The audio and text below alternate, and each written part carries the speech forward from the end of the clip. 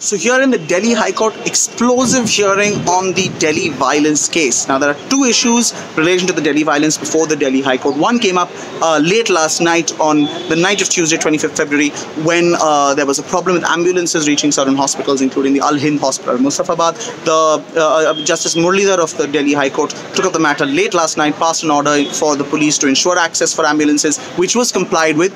That is going to be taken up again at 2:15 p.m. with the compliance report filed by the Delhi police. That's issue number one, where it looks like further direction will not necessarily be required because the Delhi police are complying with the court's instructions. The second and the bigger one, and the one where we've seen an explosive hearing today, is the petition filed by activist Harsh Mandar, in which he has asked for three things.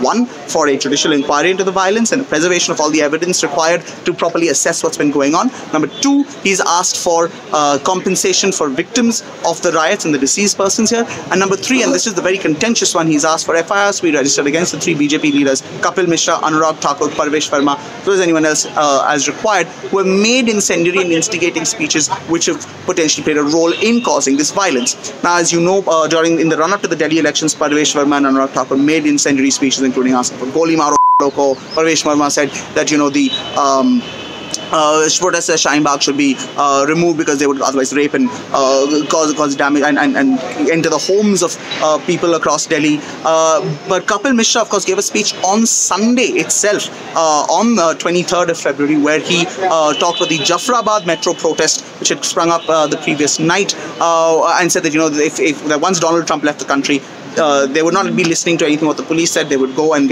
remove all these protesters from there. And he said this in the presence of the DCP Northeast Delhi.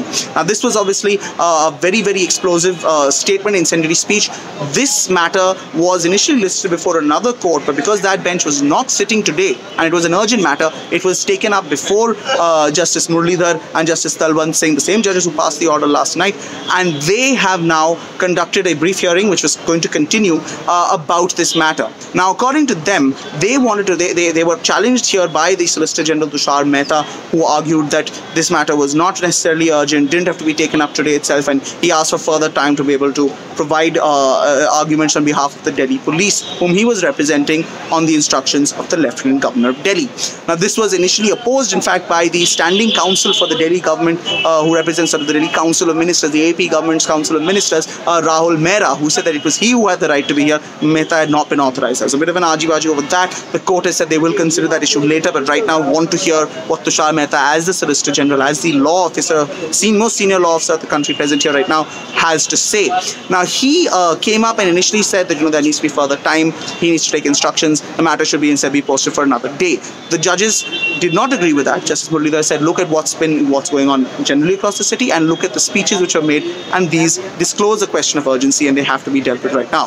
Now, Mr. Mehta said that he had not seen the speeches by either Kapil Mishra or Anurag Thakur or Parvesh Verma, and he therefore could not comment. The senior police officer that the DCP legal said he had maybe seen the videos of Parvesh Verma and Anurag Thakur, but not of Kapil Mishra, and that they weren't sure whether there was any need to really go into whether an FIR was required to be lodged here against them.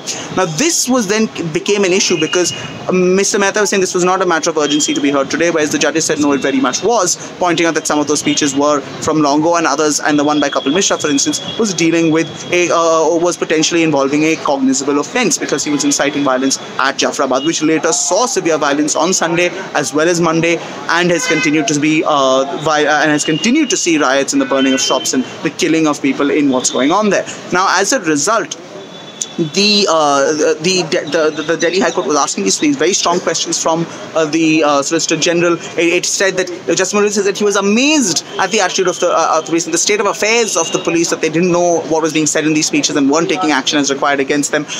They had the video played of Kapil Mishra's speech in the courtroom itself, and asked the Solicitor General now to advise the police on their further course of action, what they're going to do, and that's going to be taken up again by the court going forward. So the matter is still continuing. It's extremely controversial. It's extremely the court is taking the government to task here, and it's something which we will be giving you all the updates on as we go along.